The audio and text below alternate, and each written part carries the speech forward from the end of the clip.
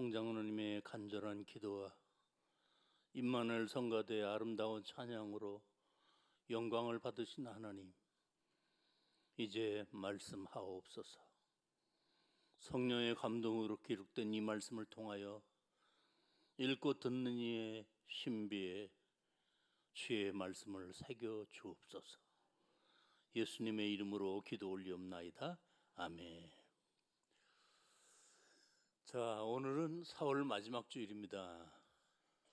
다음 달에는 어린이 주일, 어버이 주일, 교사 주일, 그래서 일컬어 가정의 날이라고 하는데, 목사님이 오늘 설교를 저에게 부탁을 하셔서 제가 목사님에게 그러면 어떤 설교를 하기를 원하십니까? 그랬더니 그냥 목사님 좋으신 대로 하세요. 그런데 제가 5월달 어린이 주일, 어버이 주일 이게 이제 한 주간에 겹치니까 어느 한쪽에다가 또 비중을 하면 한쪽이 약해질 수 있어서 4월 마지막 주일을 그 어버이에 대한 말씀을 준비하고 계신다고. 그래서 제가 목사님의 사역을 조금이라도 도우러 왔기 때문에 그럼 제가 그 말씀을 준비해서 말씀드리겠다고 해서 오늘 설교 제목이 시작 세대를 이어가는 믿음의 개성, 이런 제목으로 말씀을 전하려고 합니다. 여러분이 학교 다닐 때 때로는 무슨 시험을 칠 때 문제가 주관식과 객관식으로 나눠지는 걸 여러분 경험했을 거예요. 주관식은 자기 삼각도로 기록하면 되지만 객관식은 답 예가 한 4개쯤 나와 있습니다. 그러니까 틀린 것을 골라내거나 맞는 것을 골라내거나. 그런데 그 객관식이 쉽습니까? 어렵습니까? 그 중에 하나만 맞는 것이고 나머지 3개는 오답인데 어쩌면 그렇게 다 맞는 것 같고 다 틀리는 것 같고, 그래서 우리가 객관식에서 별로 점수가 썩 잘 나오지 않는 것을 저는 경험했습니다. 여러분 어떤지 모르겠습니다. 제가 지금 무슨 말씀을 전하려고 이렇게 서론을 들어놓는 것일까요? 오늘 성경 말씀을 보면 한마디로 얘기해서 여호와의 법궤에 대한 말씀입니다. 하나의 법궤입니다. 동일한 법궤입니다. 그러나 어떤 사람은 그 법궤를 통해서 복을 받았고 어떤 사람은 그 법궤로 말미암아 자기 아들이 그 자리에서 즉사하는 그런 불상사가 있었습니다. 왜? 동일한 하나님, 동일한 법궤인데 그 법궤를 어떻게 섬기느냐에 따라 그 결과가 판이하게 이렇게 다를 수가 있을까라는 의구심이 우리 속에 들 것입니다. 마찬가지로 우리가 삼위일체 하나님을 믿고 66권 성경을 믿습니다. 그리고 조금 전에 신앙 고백한 것처럼 우리가 함께 신앙 고백을 합니다. 그리고 나름대로 주일날 예배를 참석하고 또 때때로 기도도 하나님 앞에 드리고 찬양도 올려드립니다. 어때요? 겉보기에는 다 똑같이 하나님을 잘 믿는 것 같은데 어떤 사람은 이 신앙생활을 통해서 정말 전에 없는 인생의 재미와 행복을 느끼고 있는가 하면 어떤 사람은 신앙생활의 재미를 느끼지 못하고 또 자기의 삶에 때때로 몰아닥치는 시련과 어려움에 신앙에 대한 갈등과 회의에 젖기도 합니다. 왜 다른 하나님이 아니고 동일한 하나님을 믿는데 이렇게 상반된 결과가 나오는 것일까? 그렇다면 우리는 어떻게 믿어야 받은 믿음, 바른 믿음이고 어떻게 믿어야 하나님을 통해서 말씀을 통해서 하나님이 약속하신 축복을 유업으로 나만 아니라 내 후손까지 이어지게 할 수 있는 믿음은 어떤 것인가를 오늘 말씀을 통해서 답을 찾고자 합니다. 부디 오답이 아니라 정답을 찾으시기를 바랍니다. 예. 여러분 오늘 핵심 주제가 법궤입니다. 이 법궤는 언약궤라고도 말하기도 하고 하나님의 궤라고 말하기도 하고 이 안에는 십계명 두 돌판, 그리고 만나 항아리, 아론의 쌍난 지팡이가 보관되어 있습니다. 이 덮개를 덮고 있는 뚜껑은 저 그림에서 보는 것처럼 그룹 둘이 날개를 펴고 마주하고 있고, 그 위에 하나님이 임재하시는 지극히 거룩한 장소라고 해서 시은소라고 읽었습니다. 그러면 하나님은 왜 이스라엘 백성들에게 이 법궤를 만들게 하셨고 이 법궤를 소중하게 여기게 하셨을까? 인간은 하나님을 눈으로 볼 수 없습니다. 하나님 이스라엘 백성들을 택하셨어요. 그들을 구원하셨어요. 그들을 인도하십니다. 하나님이 눈에 보이지 않습니다. 가장 불안한 건 뭐예요? 어린아이에게 불안한 건 장난감이 없는 게 아니라, 먹을 게 없는 게 아니라 엄마가 내 곁에 없는 거죠. 이스라엘 백성들에게 가장 든든한 것이 무엇이에요? 전능하신 하나님, 자기들을 애굽에서 구원하신 하나님이 자기들과 함께 하신다는 확신입니다. 무엇으로 확신할 수 있겠어요?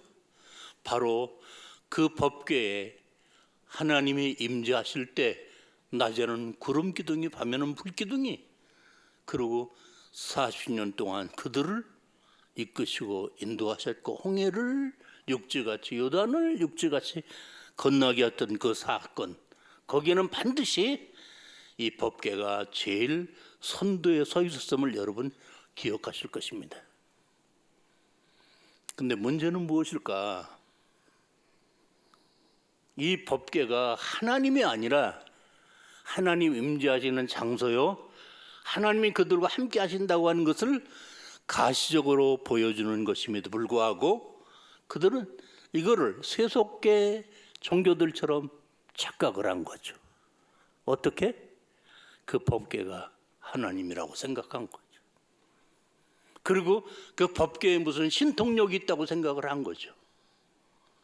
어느 날 블레셋 사람들이 이스라엘을 쳐들어왔어요. 나갔습니다. 졌어요. 왜 하나님을 안 믿는 블레셋 사람들이 우리를 이겼을까? 그들은 고민하고 대책을 찾았어요. 저 블레셋 사람들은 자기들이 믿는 신, 다곤신을 가지고 나왔기 때문에 우리를 이겼구나. 그럼 우리는 전능하신 신 여호와 하나님의 법궤를 가지고 나오자. 그래가지고 법궤와 더불어 엘리 제사장인 두 아들이 함께 나왔습니다. 싸웠습니다. 이길 줄 알았습니다. 그들은 정말 사기가 충천했습니다. 그러나 결과는 무엇입니까? 더 많은 사람이 죽고 법궤도 빼앗기고 제사장도 죽고 이가봇 하나님의 영광이 떠났다고 하는 서글픈 소식이 이스라엘 백성들을 깊은 절망에 빠뜨리고 말았습니다. 자, 이 법궤는 블레셋 땅에서 우여곡절을 많이 겪고 이제 마침내 이스라엘 경내로 들어오게 될 때 이스라엘 백성들은 법궤를 두려워했습니다.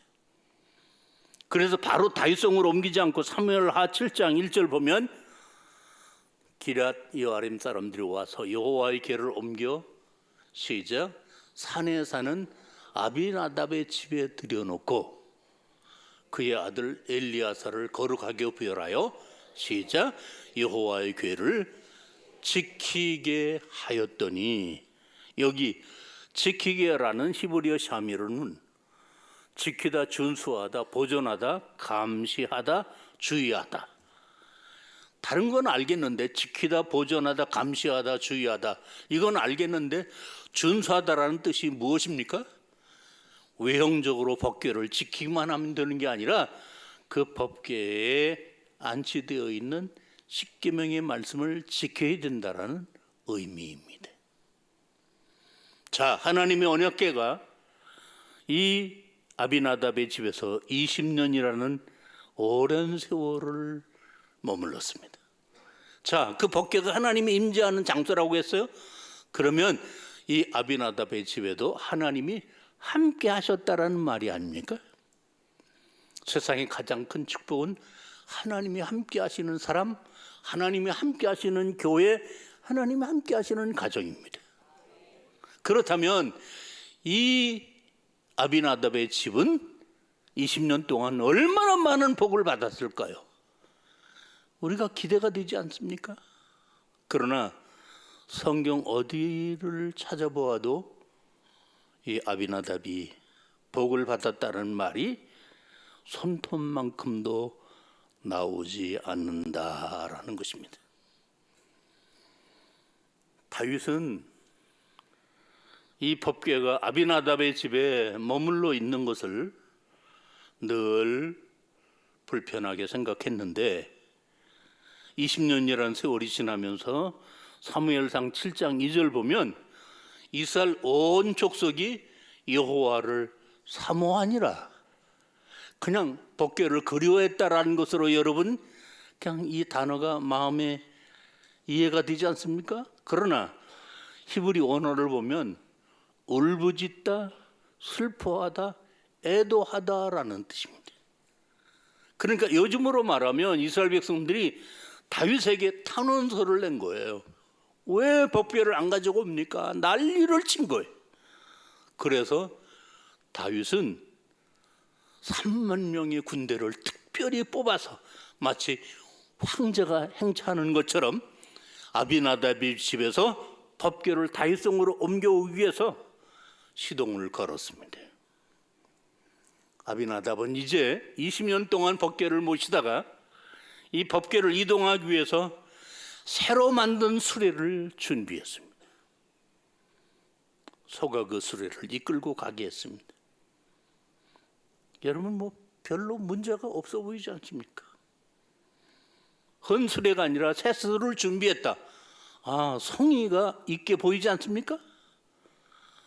그런데 웬일입니까?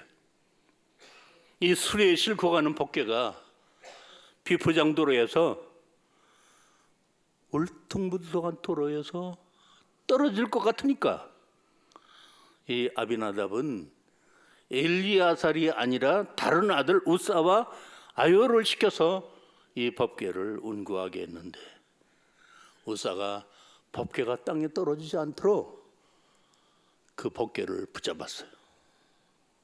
그 순간 우사는 그 자리에서 즉사하고 말았어요.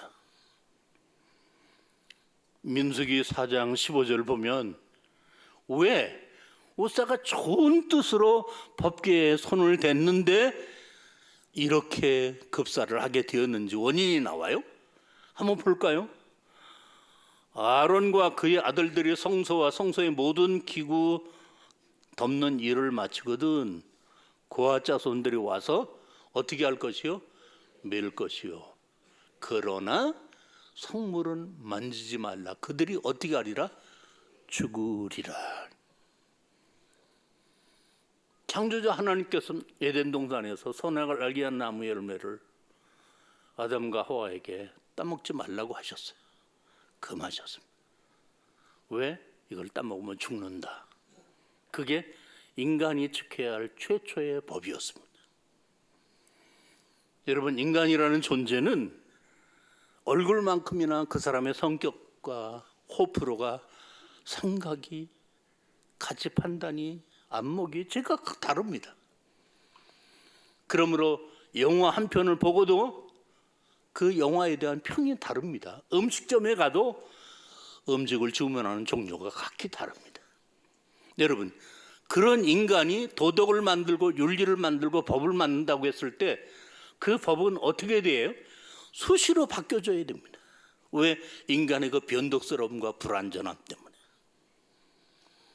그래서 우리 현실 속에서 최고의 옳고 그름의 판단 기준이 법인데 이 법이 얼마나 불완전한지 1심에서 유죄인데 2심에서 무죄가 됩니다. 세상이 이럴 수가 있습니까? 이게 얼마나 불완전합니까? 법은 잣대인데 이 잣대가 눈금이 왔다 갔다 한다는 거예요. 그러나 하나님의 법은 하나님이 영원 불변하시기 때문에 그 법은 세월이 흘러가도 바뀔 필요가 없습니다.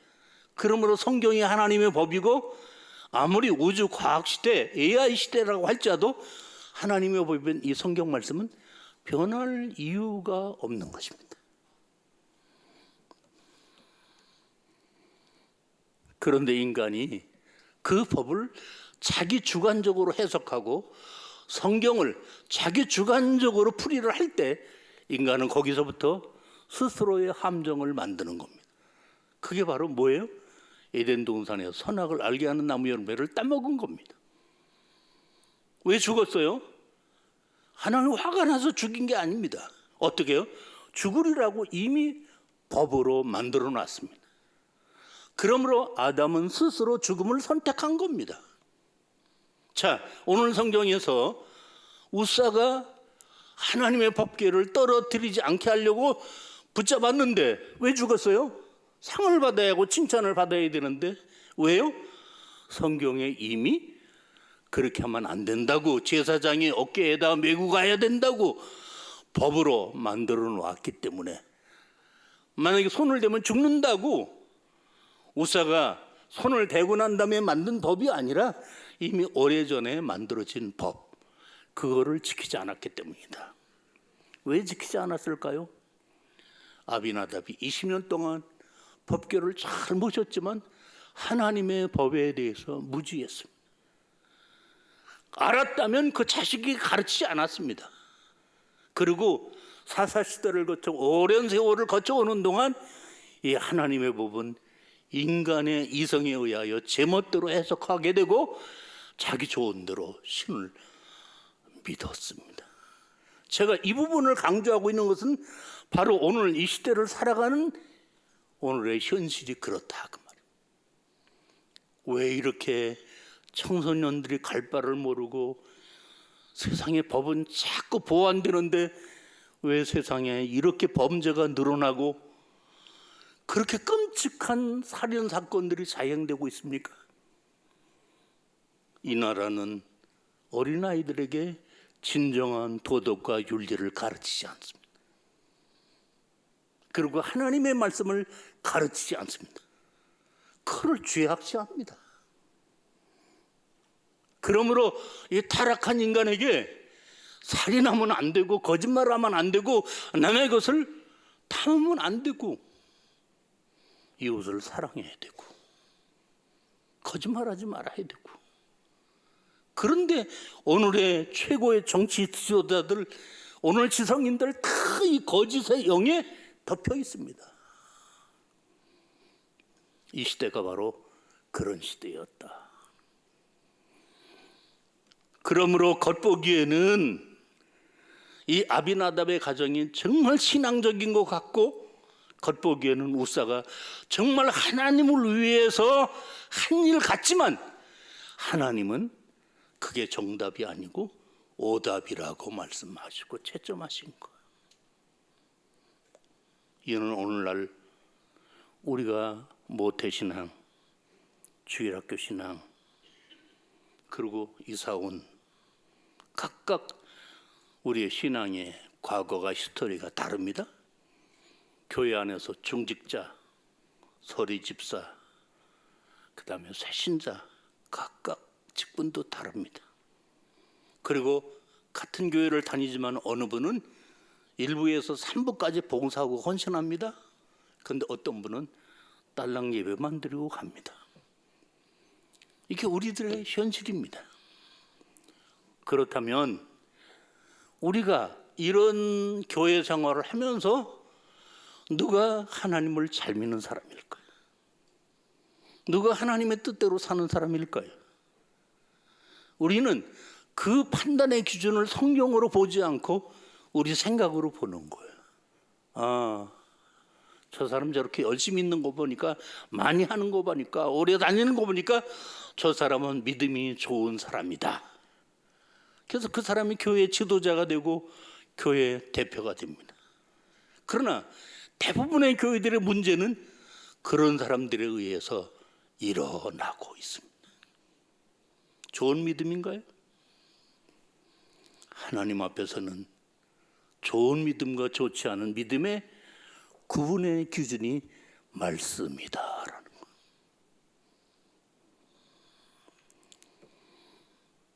우리가 그런 오류를 범하고 살지 않습니까? 믿음이 처음 은혜 받았을 때는 그렇게 감격스러운데 오랜 신앙생활을 하면 점차 우리는 끄떡도 하지 않습니다. 고개도 끄떡거리지 않습니다. 아멘도 입에 나오지 않습니다. 말씀을 듣고 가슴치며 울거나 감격함이 없습니다. 냉랭합니다. 저는 오늘 홍 장로님의 기도에 대해서 굉장히 은혜를 받았습니다.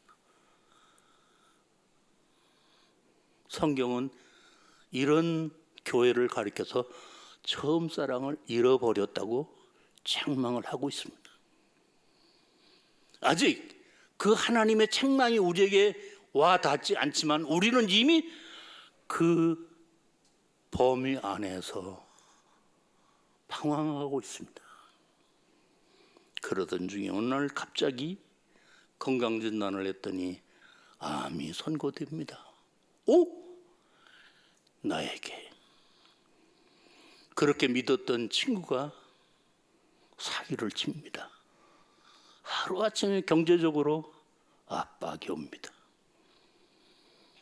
멀쩡한 차가 추락에 맞춰서 장애자 직전에 사고를 당합니다. 뭐 이런 많은 일들이 이 현실 세계에서 심지어 땅꺼짐까지 일어나고 있습니다. 우리가 그런 일을 당할 때 비로소 우리는 자신을 돌이켜봅니다. 왜 나에게 이런 일이 생겼을까? 그 원인을 현실에서 찾지 못하면 그제서야 비로소 하나님 앞에서 내 신앙이 어떤가를 자성하게 되어지죠. 다른 사람이 볼 때는 내가 다 잘 믿고 있는 것 같지만 나는 위선자야. 나는 하나님 앞에 너무 잘못 믿고 있는 거야. 남이 나에게 고발하지 않아도 스스로 내가 나를 고발하게 되죠. 이게 우리가 아닌가요? 사람들이 제일 무서워하는 암, 췌장암 같은 거는 통증을 느끼지 않으면 알 수 없다고 그래요. 그때는 이미 수술도 어렵습니다. 건강진단을 갖다가 일찍 발견합니다. 수술해서 고칠 수 있습니다.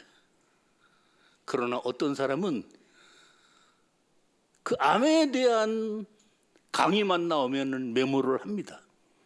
그리고 의사가 시키는 대로 열심히 운동도 합니다. 가끔 병원에 가면 깨끗하다고 말합니다.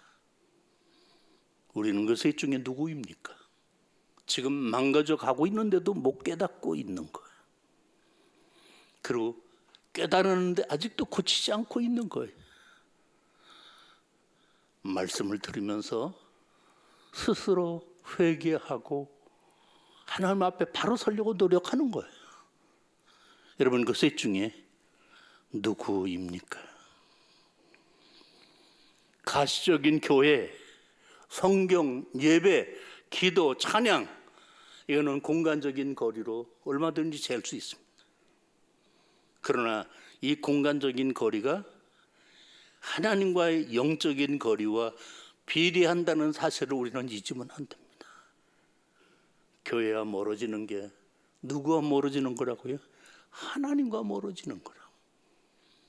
내가 말씀과 기도와 영적 생활에 소홀히 하는 게 결국은 누구에게 소홀히 하는 거라고요? 하나님에게 소홀히 하는 거다. 왜 우리가 그러지 말아야 됩니까? 주 예수를 믿으라. 그리하면 너와 내 집이 구원을 얻으리라. 믿음은 나만 잘 되는 게 아니라 나로 말미암아 남이 구원을 받게 하는 축복의 통로입니다.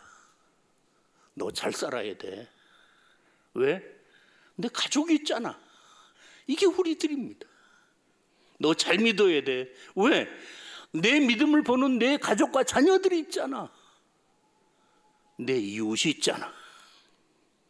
주 예수를 믿으라. 그래야만 너와 내 집이 구원을 얻으리라. 이제 세월이 흘러가면 나이가 들어가면 자기가 자산이 얼마나 있든지 이 삼남매에게 어떻게 분배를 할까 고민이 생겨지잖아요. 여러분 중에서 부모에게 유산을 얼마나 받았습니까? 부모로부터 많은 유산을 받았다고 할지라도 재벌 2세, 3세가 말아먹는 것처럼 죽을 때가 가까이 오면 부모로부터 받은 것이 다 내 곁을 떠나고 맙니다. 그러나 누구도 빼앗을 수 없는, 그 누구도 빼앗을 수 없는 확실한 유산이 있습니다. 그게 바로 뭡니까? 부모의 신앙의 유산이다. 아비나답은 법궤는 자식에게 주었으나 믿음을 자식에게 주지 못했습니다. 오베데돔은 불과 3개월 동안 법궤를 모셨으나 그 3개월 기간 동안 진짜 마음을 다하고 뜻을 다하고 성품을 다하여 법궤가 아니라, 법궤만 아니라 하나님을 경외했습니다.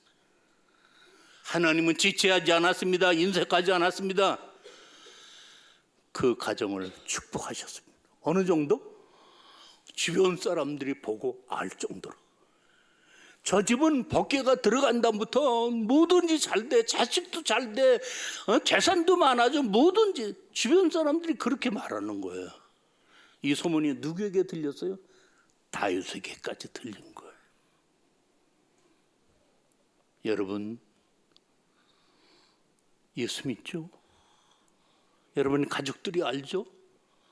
이웃 사람이 여러분 예수 믿는 거 알죠? 그들이 볼 때 여러분은 어떤 사람입니까? 잘 믿는 사람입니까? 잘못 믿고 있는 사람입니까? 판단할 수 없습니다. 그들은. 그러나 여들이 예수 믿고 복을 받고 가정이 변화되는 모습은 그들이 보고 안다라는. 바로 이런 점에서 우리는 또 하나의 증인이다라는 겁니다. 또 하나의 증인이다. 믿음은 강물과 같습니다. 위에서부터 아래로 흐릅니다.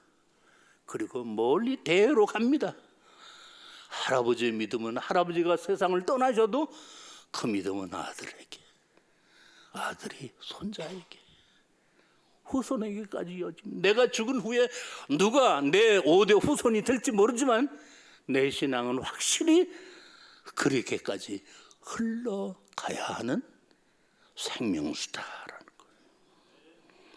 오늘 우리가 똑같은 하나님을 믿고 똑같은 성경을 읽고 똑같은 교회에 출석하여 똑같은 설교 말씀을 듣는다고 할지라도 우리의 신앙은 획일적이 아니라 다 각각입니다. 그러나 여기서 자리를 떨고 일어나면 아무것도 가지고 가지 없는 것, 집에 가서 자식에게 줄 수 있습니까? 그러므로 여러분들이 여기 와서 은혜를 받아야만 여러분의 자녀들에게 줄 수 있어요. 그게 뭐예요? 우리가 여기서 받아가지고 집에 가서 흘려주어야 할 그 축복이 무엇인지를 알아야 합니다. 그게 바로 말씀의 은혜인 줄로 믿습니다. 오베데돔을 보십시오. 사무엘하 6장 11절. 여호와의 괴가 가드 사람 오베데돔의 집에 석 달을 있었는데 여호와께서 오베데돔과 그의 온 집에 복을 주시니라. 여기 복, 하나님이 주시는 넘치는 은혜라는 뜻인데 이거는 물질적인 것만 아니라 영적인 것. 불과 3개월인데 하나님은 영적인 것만 아니라 물질적인 것, 물질적인 것만 아니라 영적인 것까지 쏟아부어 주셨다. 다윗이 시기할 만큼. 그것만이 아닙니다. 오베데돔의 이 신앙은 자녀들에게 계승되어 그 자녀들도 오베데돔 이상으로 신실하게 잘 믿어 영적인 복을 받았는데 그게 바로 성전 문지기들이 되었다는. 시편 84편 10편 주의 궁정에서 한 날이 다른 곳에서 첫날보다 나은즉 악인의 장막에 사는 것보다 내 하나님의 성전에 문지기로 있는 것이 좋사오니, 이 문지기 천한직이 아닙니다. 하나님의 성전에 문지기 없으면 누군가 성전에 들어와서 거룩한 기명을 훔쳐갑니다. 성전을 지키는 사람입니다. 성전이 지켜져야 나라가 지켜집니다. 이 문지기, 이스라엘 나라를 지키는 사람이요, 이스라엘의 성전을 지키는 사람이요, 그리고 자기 가족의 믿음을 지키는 사람입니다. 한 청년이 모태신앙으로 잘 자랐어요. 흔한 일입니다만 대학에 진학하면서 서울로 올라갔어요. 아무도 그를 간섭하는 사람이 없어요. 점차 세상 재미와 유혹에 빠지면서 신앙생활을 안 해요. 그런데 좋은 학교에서 졸업하고 좋은 직장을 취직을 했어요. 승승장구를 합니다. 웬일입니까? 마음이 공허해집니다. 그리고 세상 죄악에 빠집니다. 마침내 건강이 무너졌습니다. 어느 날 그가 어머니에게 물려받은 성경책을 다시 펼치면서 내가 말씀과 교회와 예배에 너무 등한히 했구나. 부모님의 신앙이 나를 지켜준 보물이었구나 깨닫고 돌이켜서 청년 사역을 하고 다음 세대의 신앙을 전하는 신실한 믿음의 청년이 되었다는 간증이 있습니다. 사랑하는 젊은 세대요, 아무리 과학이 발달되고 AI 시대라고 할지라도 여러분의 부모는 초등학교뿐이 못 나왔고 여러분은 대학원을 나왔다고 할지라도 신앙은 다르다는 것 무시하면 안 됩니다. 그분들의 믿음을, 그분들의 기도를 여러분은 외면하면 안 됩니다. 아비나답의 가정은 20년간 법궤를 보관하고도 본질을 소홀히 했기 때문에 축복이 도리어 화가 되어버린 것처럼 오늘의 한국교회, 오늘의 그리스도인들 왜 세상 사람들에게 지탄을 받고 비호감의 대상이 되고 있는지, 하나님이 잘못된 게 아니고 교회가 잘못된 게 아니고 성경이 잘못된 게 아니고 성경에는 분명히 어떻게 하나님을 믿고 어떻게 살아야 된다라는 기준이 있는데 우리 그리스도인들은 그 기준을 다 이탈했기 때문에 세상 사람들이 교회와 그리스도인들을 신뢰하지 않고 있는 것입니다. 오베데돔의 가정을 보십시오.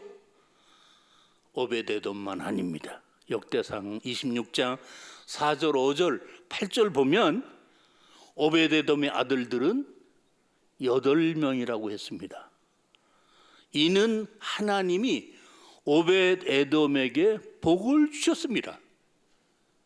그냥 결혼하고 살다 보니까 애를 낳은 거다, 그게 아니고 하나님의 복을 주셔서 아들만 8이 되었다, 그 뜻입니다. 복을 주셔서 자녀는 복입니다.